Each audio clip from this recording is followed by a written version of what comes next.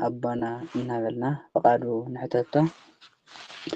أبونا سمعت بس ويكون فقالك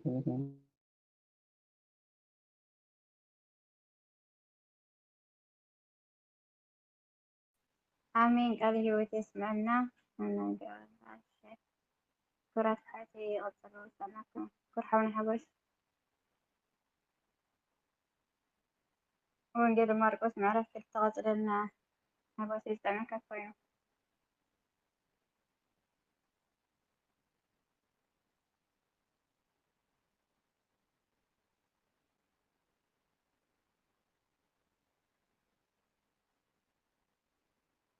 شنو بسا آمين. قال سنة قال تسمعنا شان فارق زاهر بس ما أبوه ولدهم فس قدس هذا أملاك أمين. أنت أي قطعة مالي نوركم أنت أي نقل لنا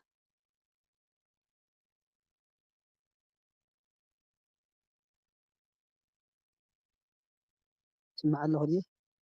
أم أنت أنك وانجيل مالي ما نوركم قطعة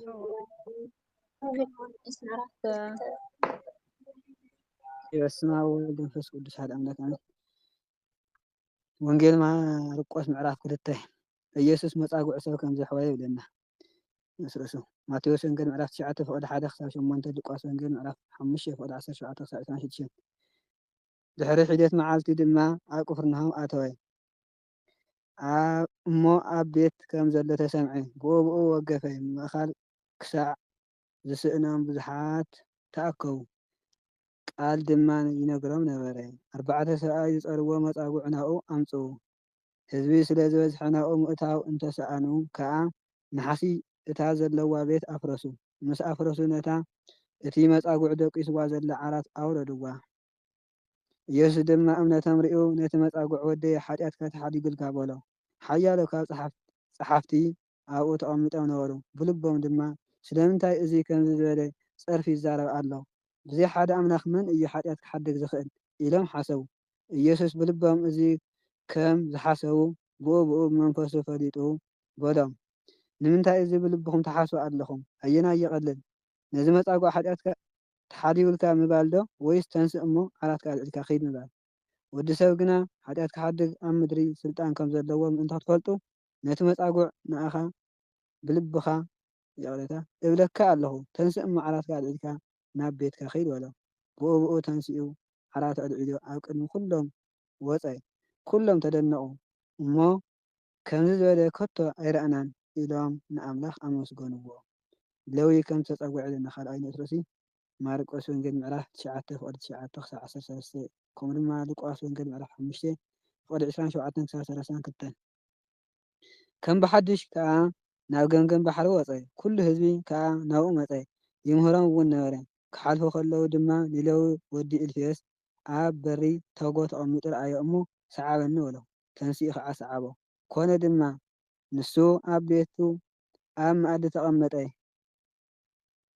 ዝሰዓብዎ ብዙሓት ነበሩ እሞ ብዙሓት ተገውቲ ሓጣን ድማ ምስ ኢየሱስ ምስ ደቀ መዛሙርቱ ተቐመጡ እቶም ጸሓፍትን ፈሪሳውያን ምስ ተገውቲ ምስ ሓጣን ክበልዕ ከሎ ምስ ረኣይዎ ደቀ መዛሙርቱ ስለምንታይ ምስ ተገውቲ ምስ ሓጣን ዝበልዕ ዝሰቲ በልዎም ኢየሱስ ሰሚዑ ንሓኪምሲ ሕማት እምበር ጥዑያት ኣየድልይዎን እዮም ንሓጣን እምበር ንጻድቃን ክጽውዕ ኣይመጻኹም በሎም ሳልሳይ ንእስርእሲ ብዛዕባ ጾም ዝቐረበ ሕቶ ማቴዎስ ወንጌል ምዕራፍ 9 ፍቅዲ 17 ከምኡ ድማ ሉቃስ ወንጌል ምዕራፍ 5 ፍቅዲ 33 ክሳብ 39 ደቀ መዛሙርቱ ዮሃንስ ፈሪሳውያን ይጾሙ ነበሩ መጺኦም ከዓ ደቀ መዛሙርቱ ዮሃንስ ፈሪሳውያን ይጾሙ ኣለዉ ስለምንታይ ደኣ ደቀ መዛሙርትኻ ዘይጾሙ በልዎ ኢየሱስ ከዓ በሎም ኣዕሩኽ መርዓዊ ኸ እቲ መርዓዊ ምሳቶም ከሎ ከመይ ኢሎም ክጾሙ ይኾነሎም መርዓዊ ምሳታቶም ከሎስ ክጾሙ ኣይኾነሎምን እዩ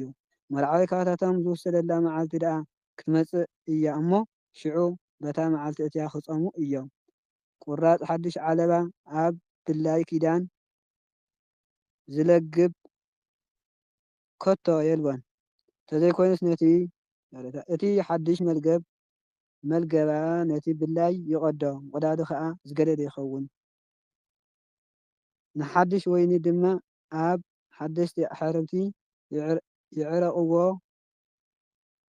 እምበር ንሓድሽ ወይንስ ኣብ ኣረጊት ኣሕርብቲ ዝዕርቆ የልቦን። ተዘይኮይንስ እቲ ሓድሽ ወይኒ ነቲ ኣሕርብቲ ይቐዶ፣ እቲ ወይኒ ይፈስስ፣ ኣሕርብቲ እውን ይባላሾ። ራብዓይ ንኡስ ርእሲ ኢየሱስ ጎይታ ሰንበት ከም ዝኾነ ማቴዎስ ወንጌል ምዕራፍ 12:1-8 ከምኡ ድማ ሉቃስ ወንጌል ምዕራፍ 6:1-5 ኮነ ድማ ኢየሱስ ብሰንበት ማእኸል ገራሁ ክሓልፍ ከሎ ደቀ መዛሙርቱ መገዲ እናኸዱ ሸዊት ክምንቁሱ ጀመሩ። ፈሪሳውያን ድማ ርአ ስለምንታይ ብሰንበት ምግባሩ ዘይተፈቐደ ይገብሩ ኣለዉ በልዎ። ንሱ ከዓ ዳዊት ምስ ሰኣነ ምስ ጠመየ ዝገበሮስ ንሱ እቶም ምስኡ ዝነበሩ ብዘመን ኣብያተር ሊቀ ካህናት ከመይ ኢሉ ናብ ቤት ኣምላኽ ከም ዝኣተወ ብጀካ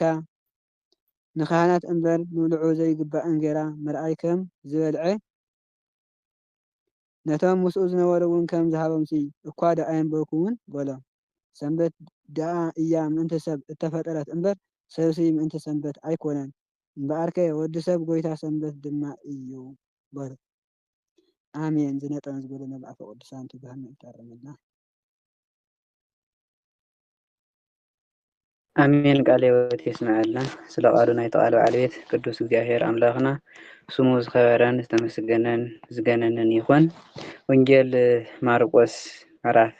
2 ንኡሳት ክፍልታት ዝሓዘት እያ። ቀዳማይ ጎይታና ኢየሱስ ክርስቶስ ሓደ መጻጉዕ ሰብ ከም ዝሐወየ፣ ካልኣይ ማቴዎስ ከም ዝተጸውዐ ወይ ከዓ ሌዊ ከም ዝተጸውዐ፣ ሳልሳይ ብዛዕባ ጾም ዝቐረበ ጥያቄ፣ ራብዓይ ብዛዕባ ሰነት ዝቐረበ ጥያቄ። ቀዳማይ ጎይታና ኢየሱስ ክርስቶስ ንሓደ መጻጉዕ ሰብ ከም ዝሐወየ ኢየሱስ ድሕሪ ቁሩብ መዓልቲ ናብ ቅፍርናሆም ተመሊሱ መጸ ኢሉ። ቅፍርናሆም ዓዲ ጴጥሮስ ዓዲ እንድርያስ ማለት እየ። ቅፍርናሆም ካብ ቅፍርናሆም ናብ ገሊላ ከይዱ ስለ ዝነበረ ድሕሪ ተወሰነ መዓልቲ ጎይታና ኢየሱስ ክርስቶስ ናብ ቅፍርናሆም ተመሊሱ መጸ። ኣብ ከባቢ ገሊላ ይመላለስ ስለ ዝነበረ እዩ ጎይታና ኢየሱስ ክርስቶስ ናብ ቅፍርናሆም ተመለሰ ኢሉ። ኣብ ገዛ ጎይታና ኢየሱስ ክርስቶስ ናብ ቅፍርናሆም ክመጽእ እንከሎ ናብ ዓዲ ጴጥሮስ ወይ ከዓ ዓዲ እንድርያስ እዩ ዝኸድ ነይሩ። ኣብ ገዛ ከም ዘሎ ምስተሰምዐ ጎይታና ኢየሱስ ክርስቶስ ኣብ ገዛ ከም ዘሎ ምስተሰምዐ ግን ብዙሓት ሰባት ናብቲ ጎይታ ዘለዎም መፁ። እቲ መረባ እውን ብዙሕ ሰባት መልአ። ናብቲ ጎይታና ኢየሱስ ክርስቶስ ዘለዎ ብዙሓት ሰባት መፂኦም ናብኡ ተኣከቡ። እንቲ ክፍውሶምን ሓይሊ ክገብረሎምን ተኣምር ክፍፅመሎምን ናብ ጎይታና ኢየሱስ ክርስቶስ ክሳዕት መረባ ዝመልእ ብዙሓት ሰባት ናብኡ ተኣከቡ ኢሉ ቃሉ ድማ ይነግሮም ነበረ። ጎይታና ኢየሱስ ክርስቶስ ድማ ሕያው ቃል ይምህሮም ነበረ፣ ትምህርቲ ይምህሮም ነበረ፣ ይፍውሶም እውን ነበረ፣ ሓይልን ተኣምርን ይገብረሎም ነበረ። 4 ሰባት ድማ ንሓደ መጻጉዕ ብዓራት ፀይሮም ናብኡ ኣምፅእዎ። 4 ሰባት ሓደ መጻጉዕ ካብ ቀደም ኣትሒዙ ዝሓመመ መጻጉዕ ማለት ኣካላቱ ዘይሰርሕ ዘይንቀሳቀስ ማለት እዩ። ነዚ መጻጉዕ ሰብ እዚ 4 ሰባት ብዓራት ፀይሮም ናብቲ ጎይታና ኢየሱስ ክርስቶስ ዘለዎ ገዛ ሒዞሞ መፁ። ሒዞሞ ዝመፁ ዘለዎ ጎይታና ኢየሱስ ክርስቶስ ምእንቲ ክፍውሶ ይኽእል እዩ ኢሎም ስለ ዝኣመኑ እዮም። እዞም ሰባት እዚኣቶም ነቲ መጻጉዕ ሒዞሞ ዝመፁ ዘለው ብዙሕ ህዝቢ ስለ ዝነበረ ናይ ሰብ ፀቕጢ ስለ ዝነበረ ካብቲ ናይ ሰብ በዝሒ ዝተለዓለ ናብ ውሽጢ ክእትውዎ ስለ ዘይከኣሉ ናብቲ ልዕሊ ናሓሲ ደይቦም ናብ ላዕሊ ደይቦም በቲ ኢየሱስ ዝነበሮ ወገን ነቲ ናሓሲ ኣልዒሎም ነቲ መጻጉዕ ምስቲ ዝደቀሰሉ ዓራት ገይሮም ናብ ውሽጢ ናብቲ ጎይታ ዘለዎ ናብ ቅድሚው ኣውረድዎ ኢሉ። እዚ ናሓሲ ማለት ከምዚ ከም ዳስ ዓይነት ኮይኑ ዝስራሕ ነገር ብላዕሊ ዘሎ ዝለዓልን ኣልዒልካ ተቐምጦ ሜስካ እውን ኣምፂኻ ትኸድኖ ዝለዓል ነገር ስለ ዝነበረ እዩ። ጎይታና ኢየሱስ ክርስቶስ ኣብዚ ውሽጢ ስለ ዝነበረ እዞም ሰባት እዚኣቶም ከዓ ናብቲ ጎይታ ዝነበሮ ከሕልፍዎ ኣይከኣሉን። ምክንያቱ ሰባት ስለ ዝበዝሑ ብዙሕ ሰብ ስለ ዝተፀቃቐጠ ፀቕጢ ህዝቢ ስለ ዝነበረ ናብኡ ክሕልፍዎ ኣይከኣሉን። ግድን ከዓ ናብ ጎይታ ክወስድዎ ግድን ስለ ዝኾነ ክፍውሶ እዩ ናብኡ ክንወስዶ ኣለና ስለ ዝበሉ ነቲ ናሓሲ ኣልዒሎም ናብቲ ጎይታና ኢየሱስ ክርስቶስ ዘለዎ ነቲ መጻጉዕ ምስ ዓራቱ ናብኡ ኣውረድዎ። ናብታ ጎይታ ዘለዋ ናብ ቅድሚ ኣውረድዎ። ኢየሱስ ከዓ እምነቶም ርኡ ናይቶም ሰባት እምነት ማለት እዩ ከድሕኖ ይኽእል ኢሎም ፀይሮም ኣምፅኦሞ ናብ ጎይታ መእተዊ ምስ ሰኣኑ እውን ነቲ ናሓሲ ፍሪሶም ናብ ቅድሚ ጎይታ ናብቲ ጎይታ ዘለዎ ምስ ዓራቱ ከም ዘውረድዎ ምስ ረኣየ ናይቶም ሰባት እምነት ርኡ ነቲ መጻጉዕ እንታይ ኢልዎ ወደይ ሓጢኣትካ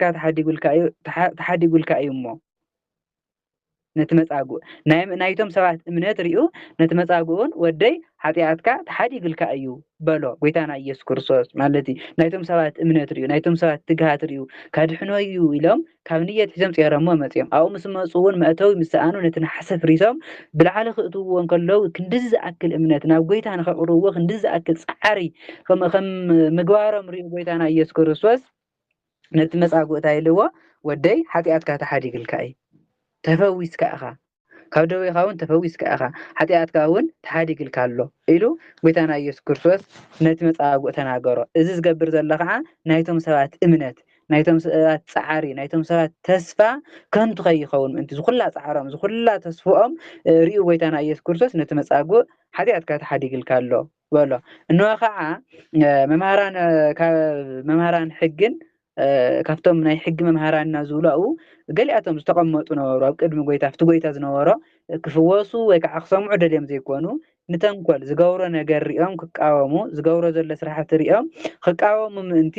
ኣብኡ ዝተቐመጡ ነበሩ ካብ መምሃራን ሕጊ ብልቦም ድማ ከምዚ ኢሎም ሓሰቡ ንምንታይ እዚ ሰብ እዚ ከምዚ ዝበለ ፀርፊ ዝፃረፍ ሓጢኣትካ ተሓዲግልካ እዩ ዝብል ዘለስ ሓጢኣት ዝሓድግ ሓጢኣት ዝተስሪ እግዚኣብሔር እዩ ከመይ ገይሩ እዚ ሓጢኣትካ ተሰሪልካ ዝብል ዘሎ ኢሎም ብልቦም ሓሰቡ ብልቦም ሓሰቡ ብዘይካ ሓደ እግዚኣብሔር ሲ ሓጢኣት ክሓድግ ዝኽእል የለን እዚ ከዓ ከመይ ገይሩ ሓጢኣትካ ተሓዲግልካ እዩ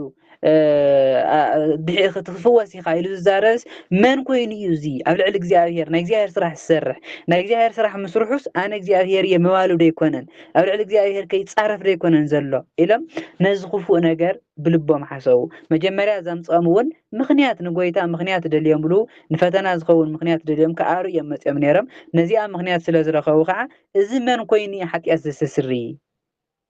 ሓጢኣት ከስሪ ዝኽእል እግዚኣብሔር እዩ ከመይ ገይሩ ሓጢኣትካ ተሰሪልካ ይብል ኣሎ ኢሎም ክፉእ ነገር ብልቦም ሓሰቡ ጎይታና ኢየሱስ ክርስቶስ ግና ነዚ ነገር እዚ ነዚ ክፉእ ነገር ብልቦም ከም ዝሓሰቡ ፈሊጡ ሽዑ ንሽዑ ነዚ ነገር እዚ ብመንፈሱ ማለት ብልቡ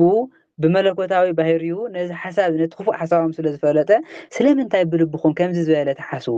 ከምዚ ዝበለ ክፉእ ነገር እዚ ብልብኹም ምንታይ ተሓስቡ ሓጢኣትካ ተሰሪልካ ስለ ዝበልኩስ ንምንታይ ከም ዝበለ ክፉእ ነገር ተሓስቡ ኣብ ልዕሊ እግዚኣብሔር ተጻሪፉ እዚ መን ኮይኑ ከም ዝብል ዘሎ ዝብል ሓሳብ ብልብኹም ተሓስብዎ ዘለኹም ሲ ንምንታይ እዩ ኣየናይ ከይቀልል ኣየናይ ይቀልል ነዚ መጻጉዕ እዚ ሓጢኣትካ ተሓዲጉልካ ምባል ዶ ወይስ ተስእሞ ዓራትካ ጼርካ ኺድ ምባል ይቀልል መን ይቀልል እስኪ ረኣዩ ኣየናይ ትቀሊል ቃል ይብሎም ዘሎ ጎይታና ኢየሱስ ክርስቶስ ብጎይታና ብኢየሱስ ክርስቶስ ኩሉ ቀሊል ከቢድ ዝበሃል ነገር የብሉን ብክርስቶስ ብሰባት ግን ሓጢኣትካ ተሓዲግልካ ትብል ቃልን ተስእ ዓራትካ ጼርካ ኪድ ዝብልን መን እዩ ዝኸብድ ሓጢኣትካ ተሓዲግልካ እዩ እዚኣ ሓንቲ ቃል እዚኣ ቀላል ቃል እዚኣ ትቀልል ማለት እዩ መን እዩ ዝቀልል ኢሉ ጎይታና ኢየሱስ ክርስቶስ ሓተቶም እዚ ዝብሎም ዘሎ ንሶም ብዝርድኦም ንሶም ብዝሓስብዎ መንገዲ እምበር ብክርስቶስ ኩሉ ቀሊል ከቢድ ዝበሃል የለን ክርስቶስ ማለት እዩ ሕዚ እዚኣቶም ክፉእ ነገር ስለ ዝሓሰቡ ንምንታይ ክፉእ ነገር ተሓስቡ ዘለኹም መን እዩ ዝቀልል ሓጢኣትካ ተሓዲግልካ ምባል ይቀልል እዚኣ ቀላል ቃል ካብ ተስዕ ዓራትካ ጼርካ ኺድካ ምባል እዚኣ ትቀልል እምበኣር ኢልዎም ጎይታና ኢየሱስ ክርስቶስ ወዲ ሰብ ኣብዚ ምድሪ እዚ ሓጢኣት ክሓድግ ስልጣን ከም ዘለዎም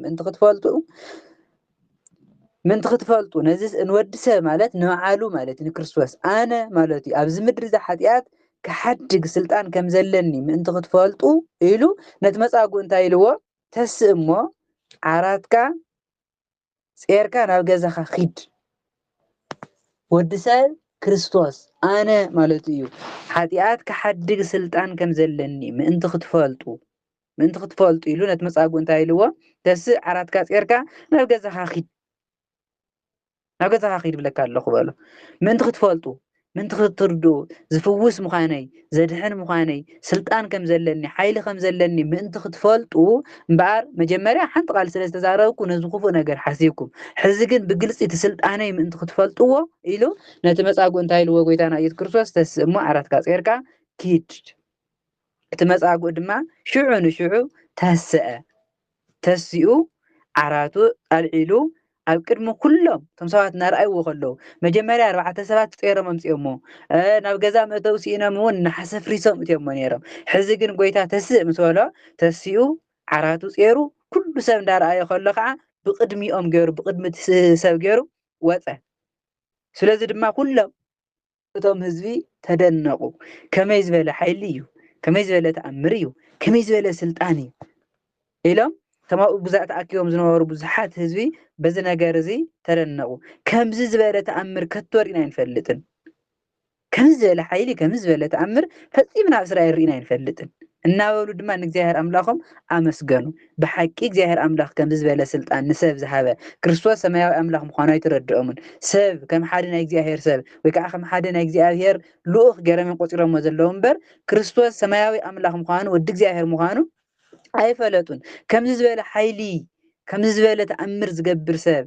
ነዚ ሓይሊ ነዚ ተኣምር ዝሃብካ እግዚአብሔር እንዳበሉ ንእግዚአብሔር ኣምላኽ የመስግኑ ነበሩ እግዚአብሔር ኣምላኽ ተመስገን ከምዚ ዝበለ ሓይሊ ሪኢና ዘይንፈልጥ ከምዚ ዝበለ ፈውሲ ከምዚ ዝበለ ተኣምር ሪኢና ዘይንፈልጥ ኣሪኢኻና እናበሉ እናተገረሙ ንእግዚአብሔር ኣምላኽ የድንቁን የመስግኑ ነበሩ እቶም ህዝቢ ማለት እዩ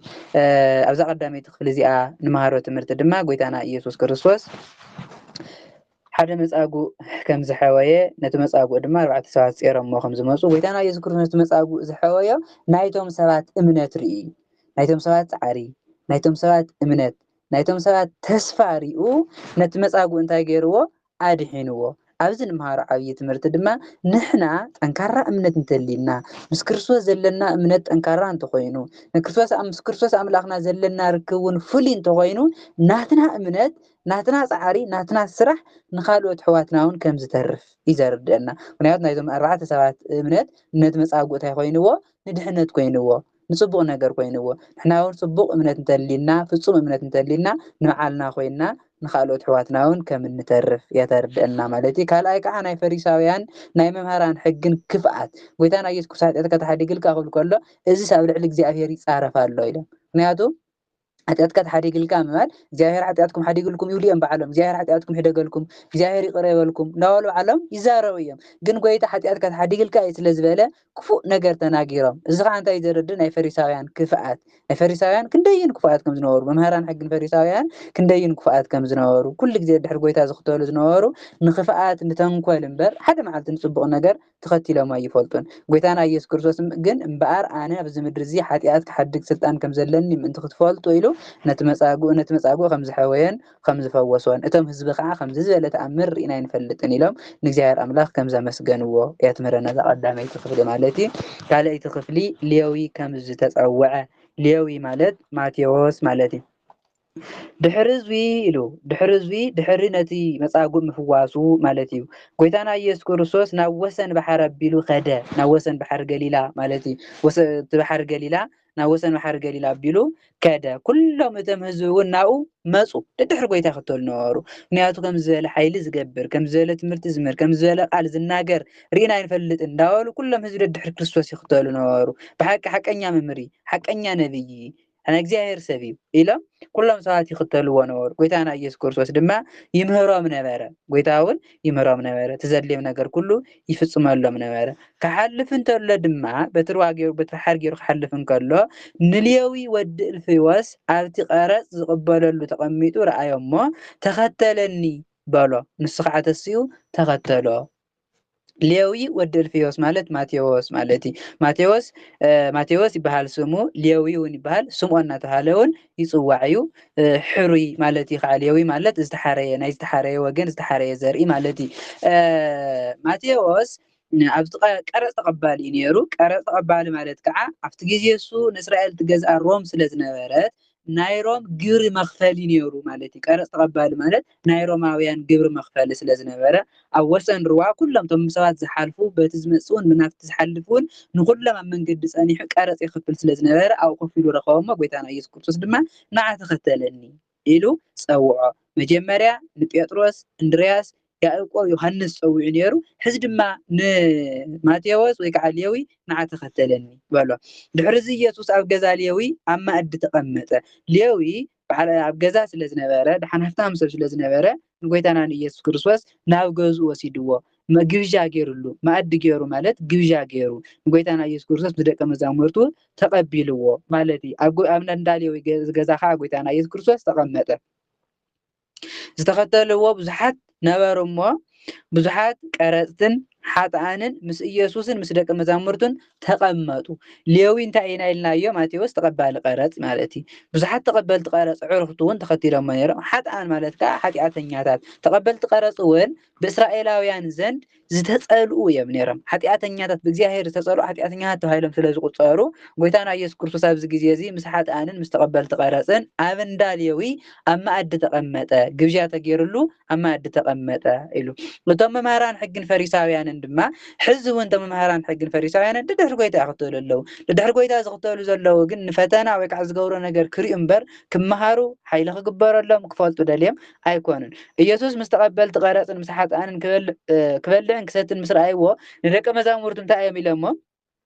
ስለምንታይ መምህርኩም ምስ ተቐበልቲ ቀረፅን ምስ ሓጥኣንን ዝበልዕን ዝሰትን ሕዚ ንዓሎም ጻድቃን ገይሮም ንዓሎም ንጹሃት ገይሮም ንዓሎም ቅዱሳት ገይሮም ንሌዊ ወይ ከዓ ናይ ሌዊ ዕርክቲን ነቶም ሓጥኣን ዝተባሃሉ ሰባት ነዚኣቶም ርኩሳት ገይሮሞም ኣለዉ ንክርስቶስ እውን ክብሪ ንክርስቶስ ይኹን ምስኦም ኮፍ ስለ ዝበለ ምስኦም ስለ ዝተረኸበ ንሱ እውን ሓጢኣተኛ እዩ ዓርኪ ተቐበልቲ ቀረፅ እዩ ክብልዎ ስለ ዝደለዩ እዮም ነቶም ደቀ መዛሙርቱ ንምንታይ መምህርኩም ምስ ተቐበልቲ ቀረፅን ምስ ሓጥኣንን ዝበልዕን ዝሰትን ዘሎ ኢሎም ተናገርዎም ጎይታና ኢየሱስ ክርስቶስ ነዚ ነገር ሰሚዑ እንታይ ኢልዎም ንሓኪም ሕሙማት እምበር ጥዑያት ኣይደልይዎን ንሓኪም ዝደልይዎ ሕሙማት እምበር ጥዑያት ኣይደልይዎን ኣነ ከዓ ንሓጥኣን እምበር ንጻድቃን ክጽውዕ ኣይመጻኹን በሎም ጎይታና ኢየሱስ ክርስቶስ ንሓኪም ሕሙማት እዮም ዝደልይዎ እምበር ጥዑያት ኣይደልይዎን ኢሉ ምስላ ዝመሰለሎም ሓደ በዓል መድሓኒት ሰብ ሓደ መድሓኒት ዝፈልጥ ሰብ ወይ ከዓ ሓደ ዶክተር ዝሓመመ ሰብ እዩ ናብኡ ዝኸይድ ክምርመር ደልዩ ናብኡ ዝኸይድ እምበር ጥዑይ ሰብ ናብ እንዳ ሓኪም ወይ ከዓ ናብ ሕክምና ቤት ኣይኸድን ጥዑይ ስለ ዝኾነ ምንም ፀገም ስለ ዘይብሉ ዝሓመመ እንተኮይኑ ግን ናብ መድሓኒት ቤት ወይ ከዓ ናብ ሓኪም ቤት ይኸይድ ማለት እዩ ሕዚ ድማ ሓጥኣንን ሓጥኣኒና ተቐበልቲ ቀረፂና ካብ እግዚኣብሔር ዝረሓቕና ኢና ኢሎም ንዝኣምኑ ሰባት እየ ዝመጻኹ እምበር ንጻድቃን ኣይመጻኹን ማለት ንዓኻትኩም ጻድቃኒና እትብሉ ንርእስኹም እተጽድቁ ንርእስኹም ከም ጻድቃን እትቆፅሩ ንዓኹም ኣይመጻኹን ንመን ዳኣ እየ መፅየ ነቶም ሓጥኣኒና ኢሎም ሓጢኣቶም ኣሚኖም ንሓጢኣቶም መስተስረይ መድሓኒት ንዝደልዩ ነዞም ሰባት እዚኣቶም ከድሕን ነዞም ሰባት እዚኣቶም ክፍውስ ነዞም ሰባት እዚኣቶም ስርየት ክህብ እየ መፅየ እምበር ንዓኻትኩም ጻድቃኒና እንትብሉ ንዓኻትኩም ክጽዋዕ ኣይመጻኹን ኢልዎም ጎይታና ኢየሱስ ክርስቶስ እዞም ሰባት እንታይ ስለ ዝኾነ እዮም ንባዕሎም ጻድቃን ኢሎም ስለ ዝቆፀሩ እዮም እቶም ፈሪሳውያን መምህራን ሕጊ ንባዕሎም ከም ጻድቃን ከም ቅዱሳት ከም ፍሉያት ናይ እግዚኣብሔር ሰባት በቃ ናይ እግዚኣብሔር ሰባት ንሕና ኢና ፍሉያት ንሕና ኢና ኢሎም ስለ ዝሓስቡ ስለ ዝነበሩ ጎይታ ከዓ ምሶም ተቐሚጡ ክሪእዎም ከለዉ ንሱ እውን ካብኦም ተቐባሊ ቀረፅን ሓጥእ እዩ ኢሎም ስለ ዝቆፀርዎ ጎይታ ግን እንታይ ኢልዎ ነቶም ሓጥኣን ኢና ዝብሉ ሓጢኣቶም ዝኣምኑ ንስሓ ንዝኣትዉ ሰባት እምበር ጻድቕ እየ ንዝብል ኣነ ንዑ ኣይመጻኹን ኢሉ ጎይታና ኢየሱስ ክርስቶስ መልሲ ሂብዎም ማለት እዩ ኣብዛ ካልአይቲ ክፍሊ እዚኣ ንመሃሮ ትምህርቲ ድማ ቀዳማይ ነገር ጎይታና ኢየሱስ ክርስቶስ ንማቴዎስ ወይ ከዓ ሌዊ ከም ዝፀውዖ ካልኣይ ጎይታና ኢየሱስ ክርስቶስ ኣብ እንዳ ማቴዎስ ገዛ ብመኣዲ ከም ዝተቐመጠ እቶም መምህራን ሕግን ፈሪሳውያን ኣብ መኣዲ ክቕመጥ እንከሎ ድማ እቶም ተቐበልቲ ቀረፅን እቶም ሓጥኣንን ምስ ጎይታ ከም ዝተቐመጡ ጎይታና ኢየሱስ ክርስቶስ ሓጥኣን ኣይፀልኦምን እዚ ዘርድአና እንታይ እዩ ንሓጥኣን ኣይፀልኦምን ክምለሱ እዩ ዝደልዮም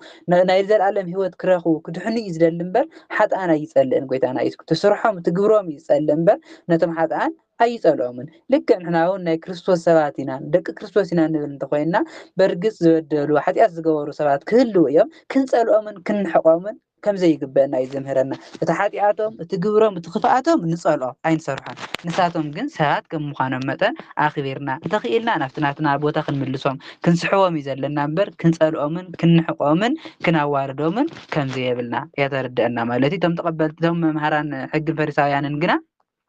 ነቶም ተቐበልቲ ቀረፅን ነቶም ሓጥኣንን ይንሕቅዎምን ያዋርድዎምን ስለ ዝነበሩ ንክርስቶስ እውን ምስኦም ደሚሮም ክብሪ ንክርስቶስ ይኹን ተቐባሊ ቀረፅ እዩ ሓጥእ እዩ ንሱ እውን ከምኦም እዩ ኢሎም ከም ዝሓመይዎ ጎይታና ኢየሱስ ክርስቶስ ግን እንታይ ኢሉ ኣነ ንሓጥኣን እየ ዝመጻኹ እምበር ንጻድቃን ኣይመጻኹን ማለቱ ሓጢኣተኛታት ኢና ኢሎም ሓጢኣቶም ንዝኣምኑ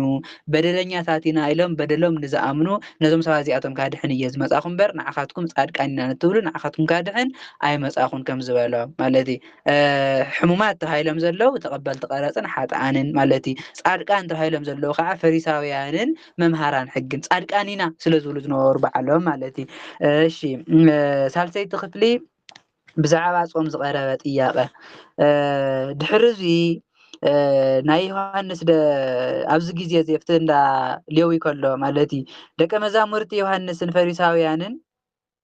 ይጾሙ ነበሩ ጾም ይጾሙ ነይሮም ናይ ዮሐንስ ደቀ መዛሙርቲ እውን ነይሮም እዮም ፈሪሳውያን እውን ጾም ይጾሙ ነይሮም እዚ ጾም እዚ ጾምዎ ዝነበሩ ከዓ ኣብ ሰሙን ክልተ መዓልቲ ይጾሙ ነይሮም ሰሉስን ሐሙስን ይጾሙ ነይሮም ኣብ ሰሙን ክልተ መዓልቲ ይጾሙ ነይሮም ሽዑ ናይ ደቀ መዛሙርቲ ዮሐንስን ደቀ መዛሙርቲ ፈሪሳውያን ይጾሙ እዮም ስለምንታይ ደቀ መዛሙርቲ ከዘይጾሙ ኢሎም ንኢየሱስ ጠየቅዎ ሰባት መጽኦም ኣብ ናይ ዮሐንስ ደቀ መዛሙርቲ ማቴዎስ ናይ ዮሐንስ ደቀ መዛሙርቲ ዝገብሮም ኣብዚ ሰባት ኢልዎም እንሄስ ኢሉ ናይ ዮሐንስ ደቀ መዛሙርቲ እዮም ሓቲቶሞ ንሕናን ፈሪሳውያንን ንጸውም ኢና ደቀ መዛሙርቲ ካዳ ንምንታይ እዮም ዘይጾሙ ጾም ዘይጾሙስ ንምንታይ እዮም ኢሎም መጽኦም ንጎይታ ሓቲቶሞ ጾም ኣይጾሙ ነይሮም ሐዋርያት በርግጽ ጾም ኣይነበረን ኣብቲ ግዜ እሱ ታዝነበረት ጾም ግን እንታይ ነይራ ኣይሁድ ጾምዋ ዝነበሩ ጾም ድሕሪ ምርኮ ጾምዎን ዝነበሩ ጾማት ክልተ ነይረን ንሰን እውን ሰሉስን ሐሙስን ይጾሙ ነይሮም እዘን ክልተ መዓልቲ እዮም ጾሙ ነይሮም ሐዋርያት ግን ዝክልተ መዓልቲ ዘይጾምዎን ነይሮም እዚ ስለ ዘይጾሙ ዝነበሩ መጽኦም ደቀ መዛሙርትኻ ዘይጾሙስ ንምንታይ እዮም ንሕና ንጸውም ኢና ደቀ መዛሙርትኻ ግን እንታይ እዩ ሽግሮም ዘይጾሙ ኢሎም ንጎይታ ሓተትዎ ጎይታ ግን ኣብዚ እንታይ ኢሉ መሲልሎም መርዓዊ ምስኣቶም እንተሎ ኣዕርኽቲ መርዓዊ ክጾሙ ዶ ይኽእሉ እዮም ኣይኽእሉን እዚ ብናቶም ልምዲ በቲ ናይ ዓዶም ባህሊ እዩ ዝምልሰሎም ዘሎ መርዓዊ ምስኣቶም እንተሎ ክጾሙ ኣይግብኦምን ሓደ መርዓዊ ክምርዖ እንከሎ ናይ ሓጎስ መዓልቲ ናይ ደስታ መዓልቲ እዩ ኣብቲ መርዑኡ ጾም ሓዘን ዝበሃል የለን ናይ ሓጎስ መዓልቲ ስለ ዝኾነ እቶም ዕሩኽቲ እውን ምስኡ ክሳዕ ዘለዉ መዓልቲ ይሕጎሱ ምስኡ እውን ይበልዑ ይሰትዩ እምበር ኣይጾሙን ኣይሓዙን ኣብቲ ዕለተ መርዓ ኣብቲ ምስ መርዓዊ ኣብ ዘለውላ መዓልቲ ማለት እዩ ካብቲ መርዓዊ ምስ ተፈለዩ ግን ክሓዝኑ እውን ይኽእሉ እዮም ክጾሙ እውን ይኽእሉ እዮም ምስ መርዓዊ እንዳሃለዉ ግን ናይ ሓጎስ መዓልቲ ስለ ዝኾነ ሓዘን ዝበሃል የለን ጾም ዝበሃል የለን መርዓዊ ተባሂሉ ዘሎ ሕዚ ጎይታና ኢየሱስ ክርስቶስ እዩ ኣዕርኽቲ ተባሂሎም ዘለዉ ከዓ ሐዋርያት እዮም ምሳሌ ዝምስለሎም ዘሎ ጎይታና ኢየሱስ ክርስቶስ ኣነ ምስኣቶም እንዳሃለኹ ጾም ክጾሙ ኣይኽእሉን ማለት ሓድሽ ጾም ናይ ባዕሎም ጾም እዮም ጾሙ እምበር ትናትኩም ጾሙሲ ኣይጾምዎን ኩሎም ስለ ዝደለየ እንተኾነ ግን መርዓዊ ካብኣቶም ዝውሰደላ መዓልቲ ክትመጽእ እያ ሽዑ ክጾሙ እዮም መርዓዊ ካብኣቶም ዝውሰደላ መዓልቲ ክመጽእ እዩ ሽዑ ክጾሙ እዮም ጎይታ ፈጺሞም ጾም ኣየድልዮምን ጾም ምጽዋም ኣይግብኦምን ኣይኮነን ኢሉ ዝጾምዎ ጾም ግን ካልእ ጾሚ መርዓዊ ክርስቶስ ካብዚ ዓለም እዚ ምስተወሰደ ካብዚ ዓለም እዚ ምስተወሰድኩ ማለቱ ናብ ሰማይ ምስ ኣረግኩ ናብ ክብረ ኣቦይ ምስተመለስኩ ናብቲ ናይ ቀደም ክብረይ ምስተመለስኩ ሽዑ እንታይ ክገብሩ እዮም ክጾሙ እዮም ኢሉ ሽዑ እዩ ትጾሞም ዝጾምዎ ሓድሽ ስርዓት ብሓድሽ ስርዓት ሓድሽ ጾም እዮም ዝጾሙ እምበር ትናትኩም ጾሙሲ ኣይጾሙን ኩሎም ስለ ዝደለየ ጎይታ ከምዚ ዝብሎም ዘሎ ሕዚ ድማ ከምዚ ኢሉ ድማ ምሳሌ ክምስለሎም ጀሚሩ ሓድሽ ቁራጽ ዓለባ ኣብ ብላይ ክዳን ዝለግብ ከቶ የለን ሓድሽ ቁራጽ ዓለባ ኣብ ዝኣረገ ክዳን ዝልግብ ሰብ የለን ምክንያቱ እንታይ ስለ ዝኾነ እዩ እቲ ሓድሽ ዓለባ ጽኑዕ እዩ ደረቕ እዩ ነቲ ኣረጊት እንታይ እዩ ዝገብሮ ዝብኣሰ ግፊሑ ይቐዶ እቲ ኣረጊት ዝጸንሐት ብላይ ስለ ዝደኸመ እቲ ጠንካራ ዝኾነ ብገፊሑ ሒዝዎ ዝኸይድ እዚ ስለ ዝኾነ ነቲ ሓድሽ ኣብ ኣረጊት መልገባ ዝልግብ የለን እንተኾነ ኢሉ እቲ ሓድሽ መልገባ ነቲ ብላይ ይቐዶ ምቕዳዱ ከዓ ዝገደደ ይኸውን የግፍሖ እቲ ጽኑዕ እዩ እቲ ከዓ ደካማ እዩ እቲ ዝለገብካዮ በቲ ዝተለገበሉ መጠን ሒዝዎ ስለ ዝበጽእ የግፍሖ እምበር ምንም ዝረብሖ ነገር የብሉን ኣይስማዓምዓን ክስማዓምዑ ኣይኽእሉን እቲ ሓድሽን እቲ ኣረጊትን ማለት እዩ እቲ ዝደኸመ ከምኡ ዝበለ ዝደኸመ እንተጌርካሉ ብዙሕ ኣይጎድኦን ሓድሽ እንተጌርካሉ ግን እቲ ሓድሽ ጠንካራ ስለ ዝኾነ ነቲ ዝደኸመ ዓለባ ይጎድኦ ኢሉ ምስለሎም ኣሎ ጎይታና ኢየሱስ ክርስቶስ ንሓድሽ ወይኒ እውን ኣብ ብላይ ሓርቢ ማለት ቀደም ብቆርበት ዝስራሕ ዝነበረ መጽመቁ ስዋ ወይ ከዓ መትሐዚ ስዋ ዝገብርዎ ዝነበሩ እዩ ንሓድሽ ወይኒ ንዝፈልሕ ሓድሽ ወይኒ ኣብ ሓርቢ ዝኣረገ ሓርቢ ዝመልእ የለን ዝቕምጥ የለን እንተኾነ እውን እቲ ሓድሽ ወይኒ ነቲ ብላይ ሓርቢ ይቐዶሞ እቲ ወይኒ ይፈስስ እቲ ሓርቢ እውን እንታይ ይኸውን ይባላሾ ሓድሽ ወይኒ ናብ ኣረጊት ወይ ከዓ ናብ ግዜ ብዙሕ ዘመን ዝወሰደ ሓርቢ ዘቕምጥ የለን እንታይ ስለ ዝኾነ እቲ ሓርቢ ስለ ዝደኸመ ስለ ዝኣረገ ጽንዓት የብሉን እቲ ወይኒ ሓድሽ እዩ يفلح يو مسحيل يزول سلاز فلح تحدش ويني نافت أرجيت حاربين دحرت جيرو خوينو داي جورا توين خفلح نقول تأرجيت حاربين تاي خون الله يقدد الله تحاربي يقدد توين خان تاي خون تحاربي يقدد توين دما يفسس كنتو يخون توين يفسس تحاربون يقدد نحدش وين جنا أو حدش حاربي يملؤوا